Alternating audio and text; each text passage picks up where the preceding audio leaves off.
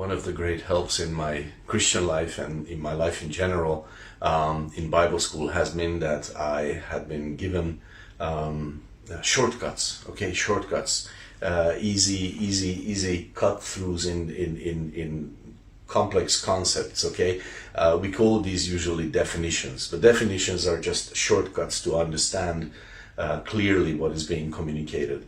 And one of these examples is in 1 Peter 3:15, where we read, "Sanctify the Lord God in your hearts." And that's an interesting thought, like sanctify. Okay, sanctify. What does that mean? Sanctify usually means, like if someone were to tell me, sanctify your life. It would mean, well, I need to become more like Christ. It would mean I need to overcome some sin. That's what sanctifying my life would mean. But then, how do you sanctify God? How do we sanctify God? Like what sin do we first take out from God so that He would become more holy? What should we do to Him in order to make Him more like Christ? How does that work? Okay, and how do you sanctify God? Especially, how do we sinners sanctify God? How would that happen?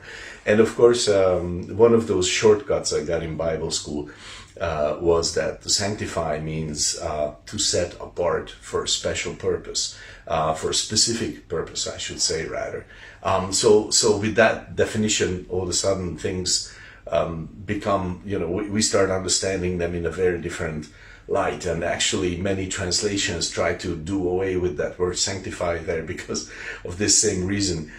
They put their worship God as holy, or honor God as holy, respect God as holy, or something of the sort, because they understand that there would be a confusion in many minds. How do I sanctify God?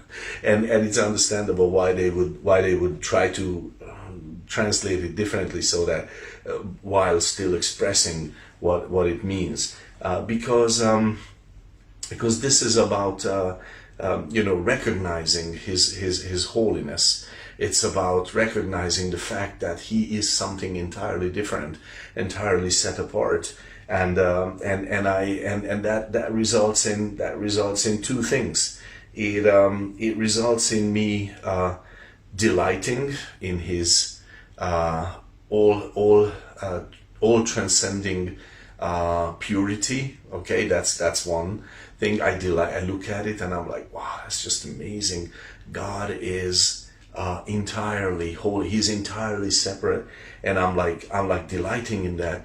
But then also there's the other side, which is maybe surprising, because when I face something holy, there is also somewhat of a terror. Okay, somewhat of a dread, somewhat of a fear.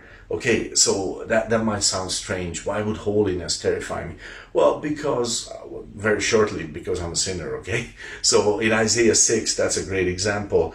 In the chapter we read Isaiah describing the throne room of heaven, the throne room of God, and he's awestruck by it, and he's describing power and beauty and mighty creatures and amazing things. And then in the midst of that, in verse 5, he says, "Woe unto me!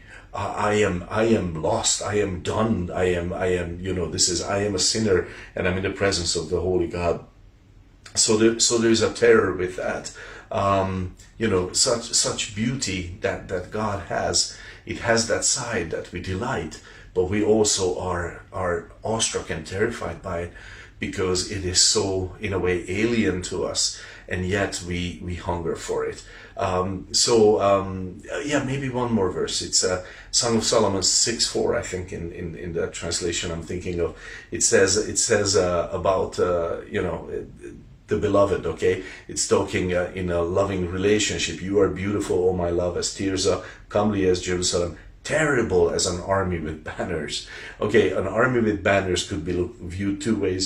It's beautiful, it's organized, it's colorful, and then also it could be terrifying if it were your enemy. Okay, and this lover is saying to their lover, you are beautiful and you are terrifying also.